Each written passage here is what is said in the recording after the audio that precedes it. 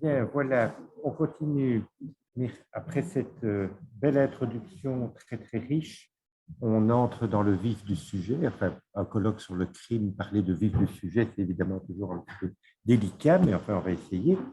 Euh, Avec une première intervention de Jacques Migozzi, qui est professeur à l'Université de Limoges, grand spécialiste des littératures populaires et des cultures médiatiques. Il dirige aux presses de l'Université de Limoges la collection Médiatexte. Il a longtemps présidé l'Association internationale des chercheurs en littérature populaire et culture médiatique.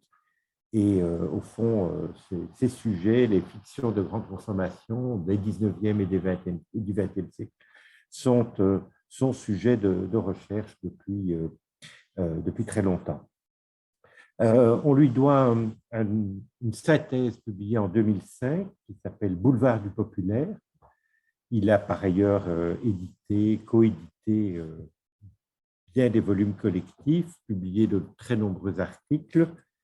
Et dans le cadre du projet 2020, il co-dirige 2 publications collectives à paraître en 2022, dont un numéro de la revue électronique Belphégor, qui s'appelle L'Euro Noir en question, c'est un beau titre, et un volume chez Palgrave qui s'appelle Contemporary European Crime Fiction, History and Politics. Et puis, je lui cède tout de suite la parole pour communiquer. Merci beaucoup. Donc, les travaux de Dominique Khalifa l'ont magistralement démontré. À compter du 19e siècle, l'enquête s'impose irrésistiblement comme la fiction maîtresse de la modernité démocratique, le paradigme inquisitorial diagnostiqué par Carlo Ginzburg devenant la clé d'intellection d'un réel dont il s'agit d'éclairer l'opacité, de dévoiler les mystères pour en révéler la réalité, pour reprendre cette fois réel et réalité, la distinction opérée par Luc Boltanski dans son ouvrage Énigmes et complots. Si l'on suit Boltanski, parmi les différentes démarches décryptives, pour reprendre cette fois l'heureuse formule de Laurent Demens, qui relève des protocoles de l'investigation et porte simultanément au tournant des 19e et 20e siècles cette même exigence herméneutique, savoir la psychiatrie, la sociologie, la science politique. Le roman policier et le roman d'espionnage se présentent d'emblée comme des genres sociologiques au même titre que le genre plus général dont ils dérivent, le roman social. Au sein du spectre des genres ou sous-genres qui forment la nébuleuse des fictions criminelles et partagent le même air de famille wittgensteinien cristallisé autour du noyau thématique et narratif de l'enquête et de l'énigme, le roman noir a toutefois souvent été distingué par la visée argumentative à dimension politique dont on le crédite. Littérature de la crise, selon la formule célèbre de Jean-Patrick Manchette, le polar s'opposerait à la neutralité, sinon au conservatisme du récit policier d'énigmes ou même des thrillers, dont l'intrigue serait rarement articulée à la révélation critique d'un dysfonctionnement social ou sociétal.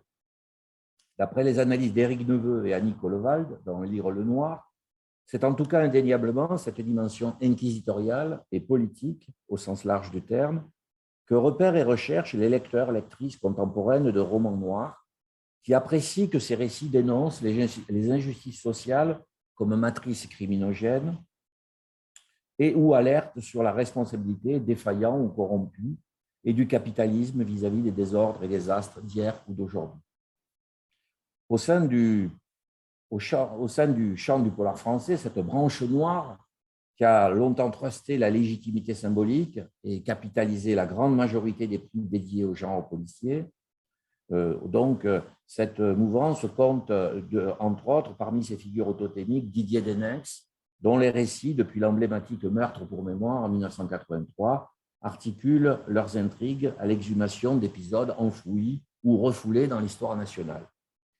Depuis quelques années, une nouvelle forme encore plus radicale dans son ambition d'élucidation critique du réel semble néanmoins prendre corps.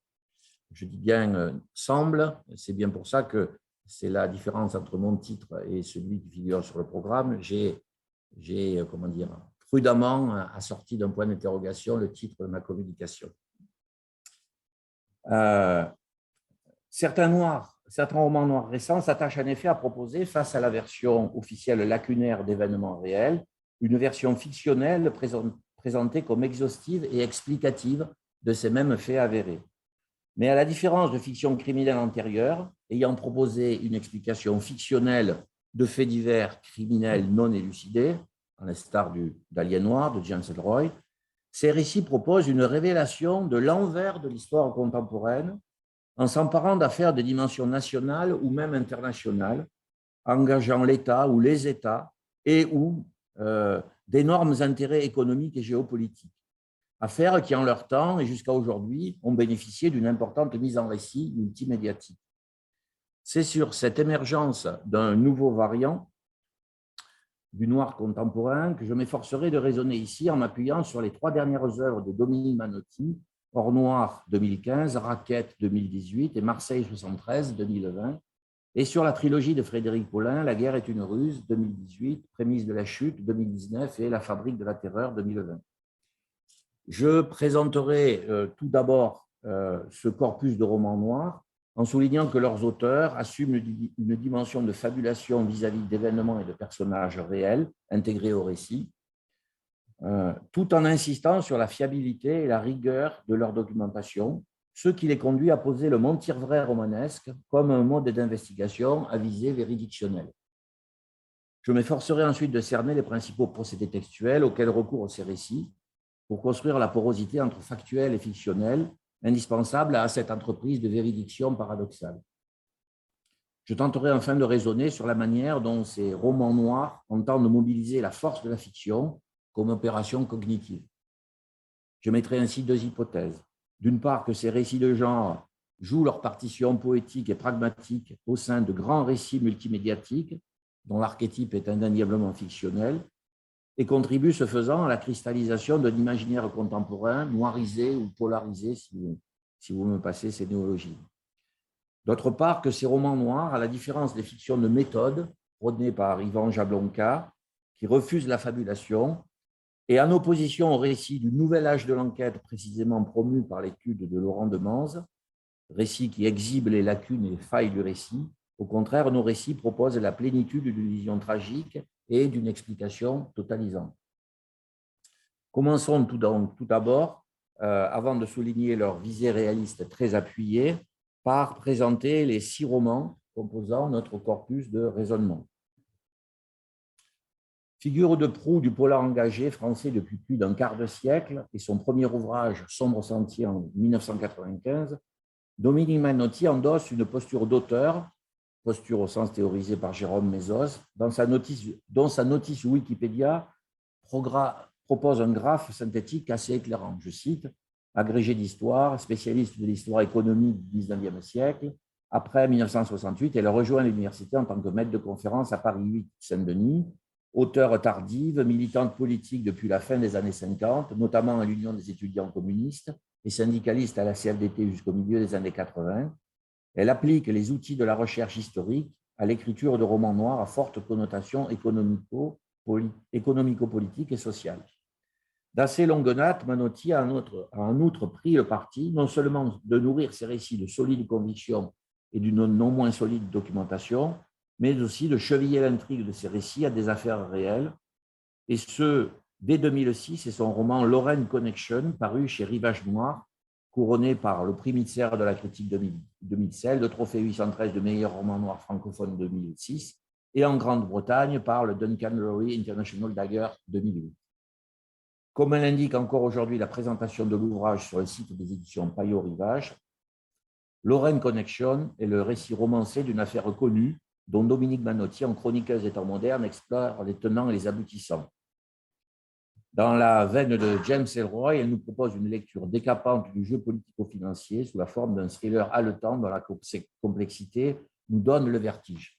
Et la 4e de couverture du roman, dès son édition originale, insistait d'emblée sur cet ancrage référentiel, sans s'embarrasser de maquiller le nom des acteurs industriels concernés. Nous sommes à l'automne 1996 et l'usine Daewoo se trouve au cœur d'une bataille stratégique dont l'enjeu n'est autre que le rachat de Thomson, fleuron de l'économie française, etc., etc.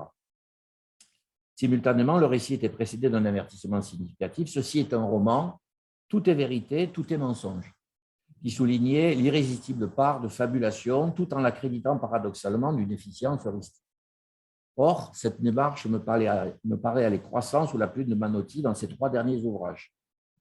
Dans Or Noir, paru dans la série Noire en 2015 et Grand Prix du roman noir du Festival de Bonn en 2016, l'enquêteur récurrent de Manotti dans plusieurs de ses romans, depuis Sombre Sentier, déjà cité, donc le commissaire Daquin, enquête à Marseille en 1973 et assiste à la naissance mouvementée d'un nouveau marché de produits pétroliers, ainsi qu'à, citation, l'ascension fulgurante des traders assoiffés d'argent frais qui le mettent en œuvre.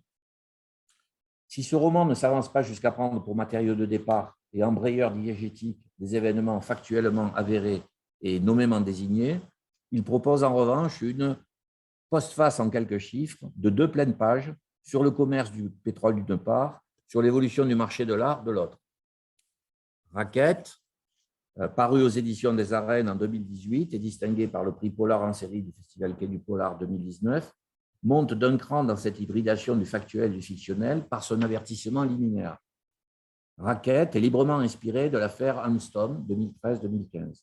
L'armature narrative du roman a été bâtie à partir des mécanismes mis en œuvre dans la vraie vie par la grande société américaine General Electric pour racheter la société française Alstom. Par contre, les personnages principaux et secondaires ne sont pas inspirés de l'acteur de l'affaire Alstom. Ils sont tous des personnages de fiction, ils vivent tous une vie imaginaire, ils portent l'âme du roman. Tout ça, c'était une citation. Mais c'est dans Marseille 73, paru chez Equinox Les Arènes en 2020, que cette tendance à éclairer le réel par la fiction me semble culminer, dans la mesure où, lors de son enquête, le même commissaire Daquin, que l'on a recroisé à la toute fin de sa carrière de grand flic incorruptible dans Raquette, donc on le retrouve toujours, mais à différentes étapes de sa carrière.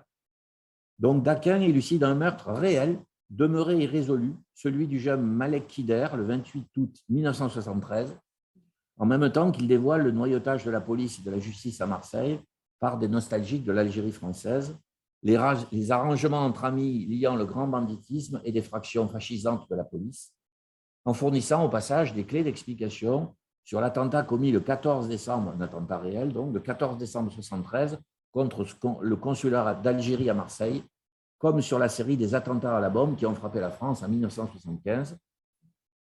Citation, attentat revendiqué par un groupe qui se fait appeler groupe Charles Martel et pour lequel aucun poseur de bombe n'a jamais été identifié, comme le rappelle la postface du roman. Bien entendu, cette vérité dérangeante que prétend révéler la fiction à ses lecteurs ne pourra être rendue officielle dans le cadre de la diégèse et restera donc secrète, occultée. Frédéric Paulin, si sa trajectoire de polareux est plus courte et sa bibliographie moins fournie que celle de Dominique Manotti, s'est affirmé en quelques années comme un écrivain noir de premier plan par sa trilogie, publiée par la petite maison indépendante bordelaise Agulot et aussitôt rééditée en folio policier. La guerre est une ruse, 2018, est consacrée par le Grand Prix du roman noir des lecteurs du Festival du film policier de Bonn et par le prix des lecteurs Quai du Polar 2019. Prémisse de la chute, 2019, reçoit le prix Moussa Konaté du roman policier francophone du Festival Vin Noir de Limoges, 2019, et avec La Fabrique de la Terreur, Paulin se voit desservir le Grand Prix de littérature policière 2020 pour l'ensemble de sa trilogie. Ces 3 romans sont construits autour de la légende de la DGSE Tej Ben Lazar, présente dans les 3 tomes, dont la figure d'enquêteur de l'ombre est complétée à partir du tome 2 par celle de sa compagne, Laureline Fell, commandant la DST, Vision, puis par celle de sa fille Vanessa, grand reporter d'investigation. Ces 3 récits s'efforcent d'éclairer progressivement les origines du terrorisme islamiste contemporain en 3 volets. La guerre est une ruse dont l'intrigue se situe entre 92 et 95 et s'achève le 25 juillet 95 avec l'attentat à la bombe à la station Notre-Dame-Saint-Michel du RER à Paris. Relie tout d'abord la vague d'attentats frappant la France entre juillet et octobre 95 et attribuée au GIA algérien, d'une part aux liens contre nature entretenus par les services secrets algériens dirigés par le pouvoir militaire et les combattants du GIA, et d'autre part à la cécité des services secrets des responsables politiques français face à ces collusions et ces manipulations qui vont se révéler matrices du pire.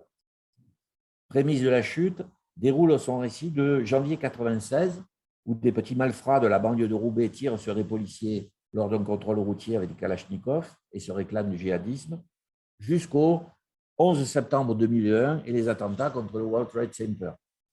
Comme l'affirme à la fin du texte d'accroche sur la 4e de couverture, de la Bosnie aux grottes de Tora Bora, de Paris à Tibérine, de Roubaix à New York, Frédéric Paulin entraîne le lecteur dans la toile des réseaux djihadistes, poursuivant son exploration des souterrains de la terreur. La fabrique de la terreur s'ouvre similairement sur un fait au retentissement médiatique et politique considérable, celui de l'immolation de Mohamed Bouazizi à Tunis en 2010, qui sera symboliquement à l'origine de la vague dite des printemps arabes. Pour se conclure, au lendemain des attentats du 13 novembre 2015, le récit de Paulin nous menant, citation encore, de Tunis à Toulouse, de Lunel à Raqqa, et dessinant la carte des nouveaux réseaux terroristes qui frapperont Paris en plein cœur au cours de l'année 2015, comme le précise encore la 4e de couverture. Mais ce qui rend ces trois récits saisissants, ce n'est pas seulement leur ancrage référentiel en termes de chronotope et les liens étroits de la diégèse policière avec une actualité tragique, c'est aussi que Paulin n'hésite pas à mêler à ces personnages fictifs d'autres protagonistes tristement et médiatiquement célèbres, comme Khaled Kelkal, importateur symbolique du djihad en France en 1995, dont Dans la guerre est une ruse, puis dans la guerre est une ruse, Oussama Ben Laden ou Zacharias Moussaoui, dont l'arrestation est narrée en focalisation interne dans les dernières pages de prémices de la chute, ou encore dans La fabrique de la terreur, Mohamed Merah, Chérif et Saïd Kouachi, Amélie Koulibaly, Salah Ibrahim Abdeslam, comme on dit les auteurs des attentats du 13 novembre 2015, mais aussi Abdelhamid Abaoud, c'est-à-dire les auteurs des attentats de 2012 à Toulouse et Mentaudan, de l'attentat contre Charlie Hebdo de janvier 2015, et puis de la prise sanglante de l'Hypercacher, Port de Vincennes, enfin les auteurs aussi des attentats du 13 novembre 2015. N'en jetez plus. Donc, Manotti comme Paulin soignent donc la force véridictionnelle de leur fiction. Examinons cela. Tous deux inscrivent leur roman dans le domaine de la fiction, même si Manotti insiste bien plus que Paulin dans son appareil péritextuel sur la dimension de feintise ludique partagée, pour reprendre une définition fortement théorisée, on le sait, par Jean-Marie Schaeffer. Manotti, on l'a déjà vu à travers les avertissements de Lorraine Connection et Racket, précédemment cités, tient en effet à souligner la part de fictionnalité à sa démarche inhérente, sa démarche créatrice de storytelling, ce qu'elle confirme dans les remerciements conclusifs, cette fois de Marseille 73. Je la cite, « Je suis particulièrement redevable aux acteurs directs de cette période qui ont accepté de discuter avec moi, de m'apporter leurs témoignages, Jean Disler, Alex Panzani, Samy Joshua et Jacques Jonsin. Mais c'est un roman. Ils ne sont en rien responsables de ce que je raconte et de la façon dont je le raconte. » Paulin, en revanche, se contente en préambule à ses glossaires et chronologies qui clôturent les 3 volumes de déclarer « Acronymes et principaux personnages réels apparaissant dans la guerre est une ruse. Ceux qui ne sont pas référencés ci-dessous sont soit suffisamment connus des lecteurs, soit des inventions de l'auteur. » Mais les deux auteurs se rejoignent dans une égale volonté de revendiquer une référentialité fortement attestée, tant dans leurs péritextes que dans leurs épitextes octoriaux. Outre l'avertissement de Racket et la postface d'Or Noir, que j'ai déjà cité, Manotti s'appuie pour ce faire dans Marseille 73 sur un dispositif péritextuel à plusieurs volets. Un prologue évoque tout d'abord en 2 pages les événements de Grasse en juin 73 et se conclut par l'Express, le plus important des magazines d'information nationaux de ces années-là, rend compte des événements sur le titre suivant, le titre est vrai, « Les sorcières de Grasse, quelque chose de grave est en train de naître qui porte un nom, le racisme ». Le récit fictionnel est aussi triplement prolongé par une postface qui récapitule les faits marquants de la crise de l'été et de l'automne 73, puis l'enchaînement des attentats de l'année 75. Enfin, un petit manuel de 2 pages pour tenter de se repérer, c'est le titre, manuel de 2 pages, petit manuel pour tenter de se repérer sur la police dans Marseille 73 et des remerciements s'ouvre sur le renvoi à un socle documenté et testimonial.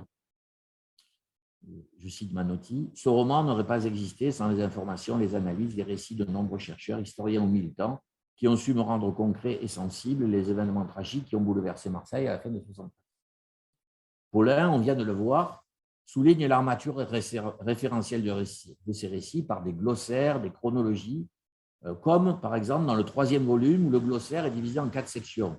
Terroristes ayant commis des attentats en France, agences de renseignement, chefs d'État ayant connu des printemps arabes, organisations islamiques et rebelles lors des printemps arabes. printemps arabe. Et ce glossaire s'étale sur plus de 2 pages. Et ensuite, on a droit à une chronologie des printemps arabes concernant les pays abordés dans la fabrique de la terreur de 2010 à 2015, qui s'étend sur 2 pages et demie. Donc, les péritextes et épitextes éditoriaux sont à l'unisson également pour marteler cet ancrage référentiel, usant chemin faisant des motifs classiques du récit comme exploration et de la lecture comme expérience initiatique à portée didactique, comme en témoignent ces extraits de 4e de couverture. On pourrait étendre vraiment ce petit florilège à libitum. Édition Folio Pellissier de 2019, pour Manotti, en s'inspirant librement de l'affaire Alstom, Dominique Manotti éclaire les zones d'ombre du monde de l'argent et du pouvoir. Pour édition Agulot, édition Folio Pellissier, pour Follin, avec ce roman ambitieux, Frédéric Paulin plonge le lecteur au cœur de la décennie noire qui ravagera l'Algérie et préfigurera une nouvelle ère inaugurée par les attentats du 11 septembre. Ou encore, Frédéric Paulin écrit des romans noirs depuis presque 10 ans. Il utilise la récente histoire comme une matière première dont le travail peut faire ressurgir des vérités parfois cachées ou falsifiées par le discours officiel. On le devine, tout est en place pour que se construisent 2 postures d'auteurs, somme toute assez similaires, postures d'auteurs et d'auteurs mobilisant dans leur roman noir leur expertise universitaire et leur documentation rigoureuse, posture qu'enregistrent en même temps qu'ils la construisent et la confortent les discours d'escorte, qu'ils relèvent de la réception critique journalistique ou de la blogosphère des réseaux d'amateurs. Je n'ai pas le temps de le montrer, mais j'ai travaillé là-dessus. Et en dernier ressort, peut-être les notices du Wikipédia.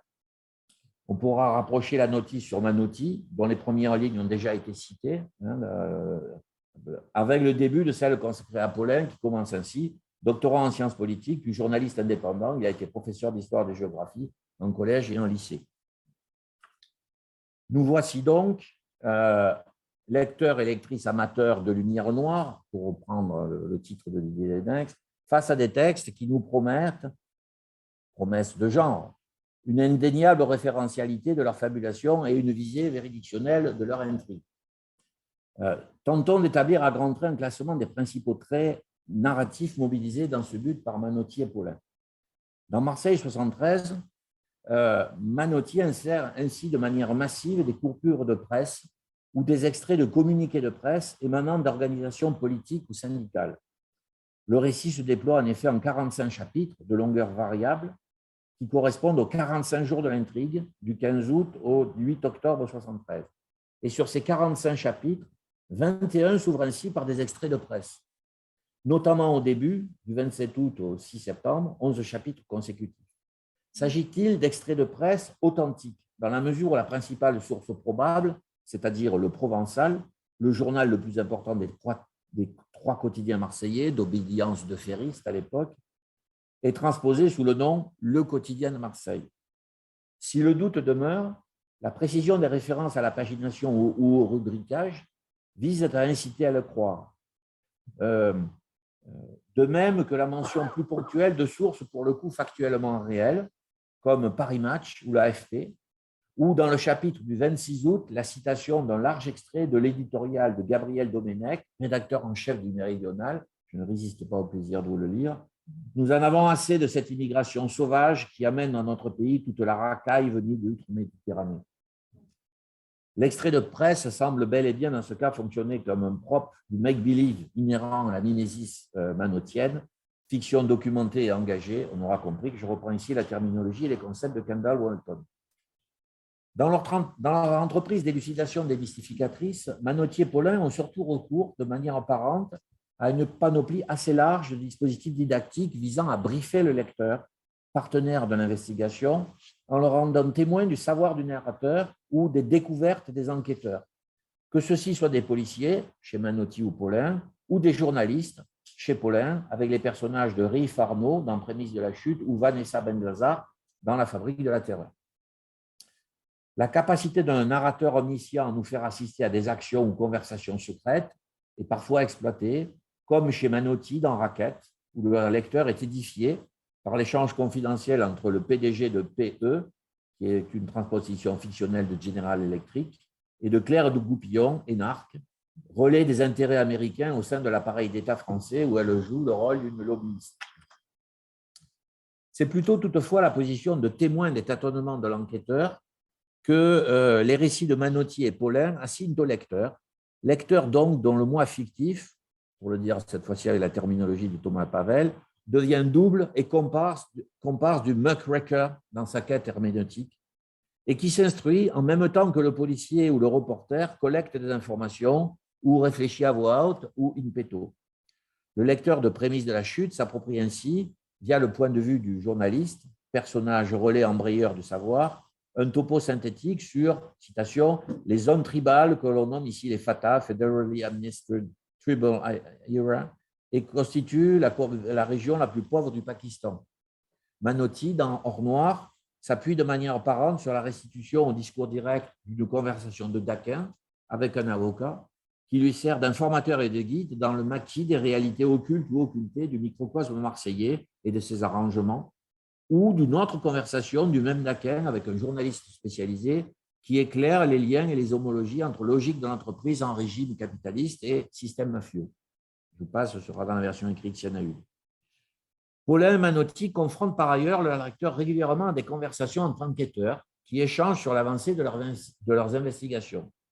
Et Manotti systématise le procédé dans ces 3 romans rythmés par des sortes de points d'étape formalisés, caractéristiques d'un roman procédural. Tous ces dispositifs visent, en même temps qu'ils accréditent la force véridictoire de la fiction en tant que représentation, saturée de référentialité, à persuader le lecteur d'une chose: la vérité est indicible car étouffée, et seule la lucidité inquisitoriale portée par la fiction peut aller au bout du dévoilement critique de la réalité.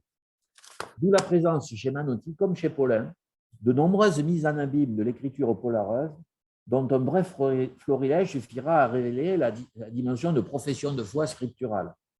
Dans Or Noir, le commissaire Daquin, briefé par l'un de ses collègues sur le sac à Marseille, émet du coup des hypothèses, ce qui amène ce collègue à lui dire: vous pourriez écrire des romans. Je suis encore un peu jeune, mais à la retraite, je ne dis pas. Dans Raquette, Daquin, chargé d'an et d'expérience, joue au mentor cynique avec sa protégée Noria Ghazali, qui est commandante au renseignement intérieur. Le racket est une vieille tradition du monde des affaires aux États-Unis. Qu'est-ce que je fais de ces confidences? Je réponds.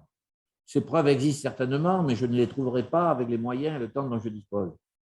Donc Daquin à Ghazali, si vous ne voulez pas être laminé, vous n'en faites rien, vous le savez. J'avais peut-être besoin de vous l'entendre dire. Plus tard, ça c'est Daquin, dans 1 an ou 2, l'hypothèse pourra être évoquée dans un cours d'histoire économique. Et Ghazali prolonge, ou encore mieux, elle donnera une belle scène de film policier, pleine de tension et de noirceur.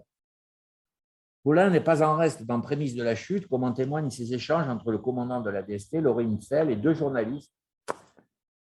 Donc, citation, à côté d'elle, sur la banquette, Ray Farno écoute d'une oreille distraite.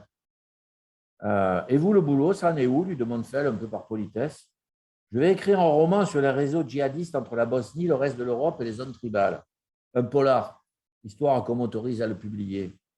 Il lui lance un regard noir avant de préciser. Un romancier peut recueillir plus de confidences qu'un journaliste.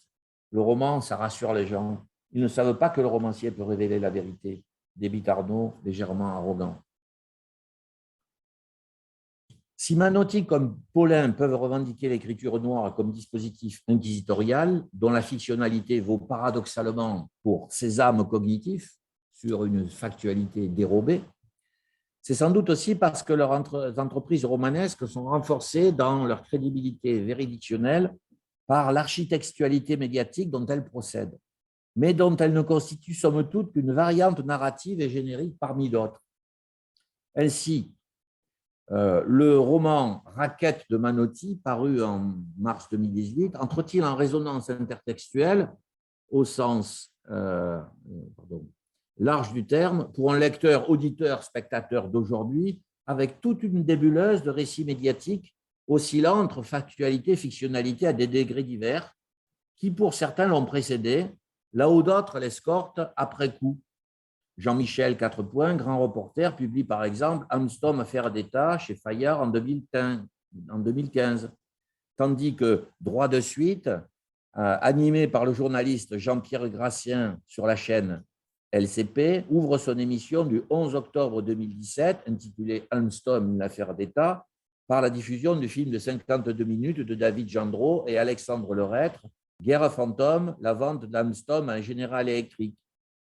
Film explicitement présenté comme documentaire, mais ponctué, vous venez de le voir, par des dessins en noir et blanc, d'une esthétique expressionniste très marquée, par une iconographie polareuse vintage. Vous aurez reconnu Montebourg, voilà, tendant le doigt d'un air vengeur et combinatoire.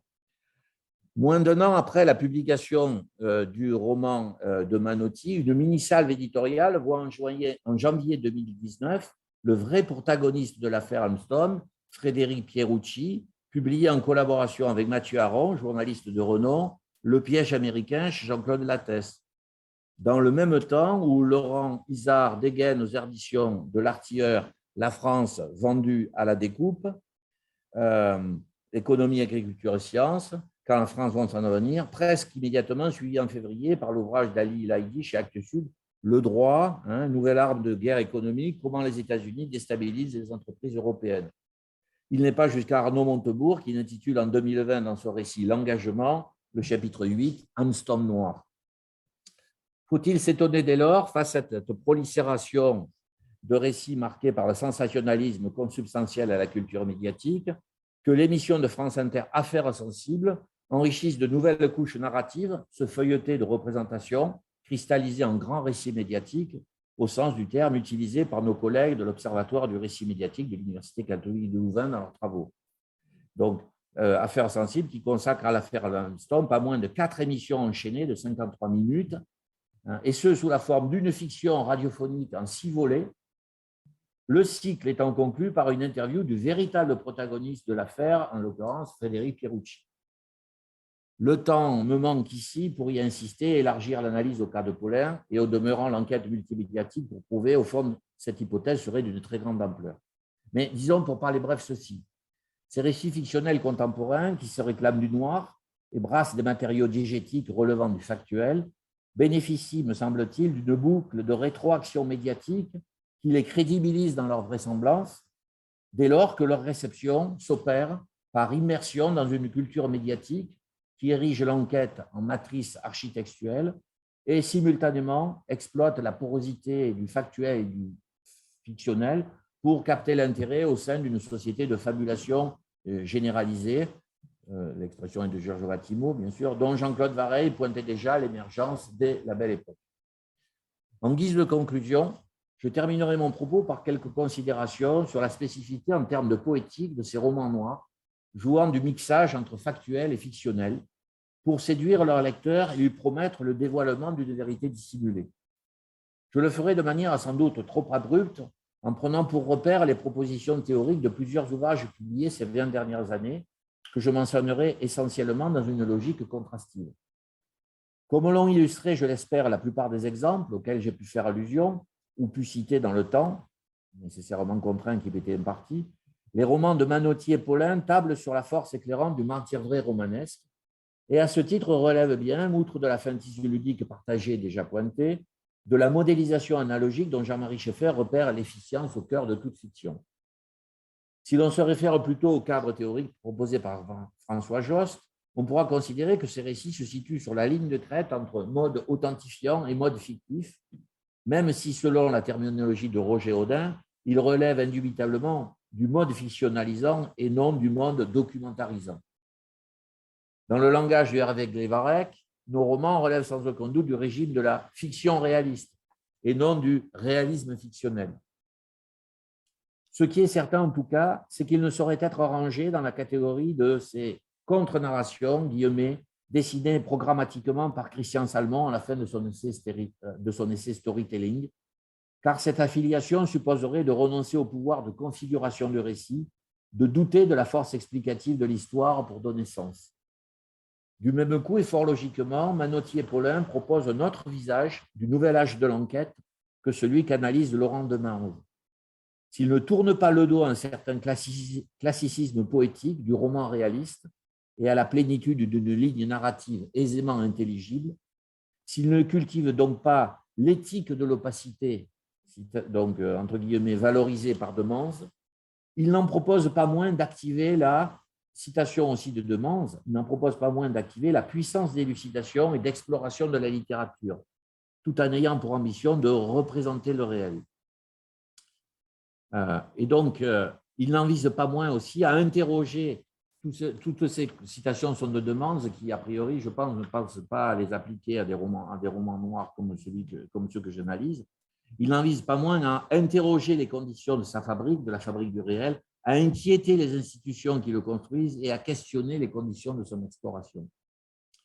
Semblablement, si l'on se réfère au distinguo érigé par Ivan Jablonka entre des fictions de méthode activées par le raisonnement qui permettraient de construire du vraisemblable historique, d'une part, et des fictions réalistes, d'autre part, qui ne sécréteraient que du vraisemblable romanesque, on peut estimer que ce serait faire un mauvais procès à Manotti et Paulin de les ranger dans le camp de, citation de Jablonka, la fiction assertive, ludique, jouissive dans son inertie, dès lors que leurs récits ne sont pas assimilables à l'enquête historienne qui s'oppose à la fois au fictionnel et au factuel, parce que ceux-ci délivrent du plein.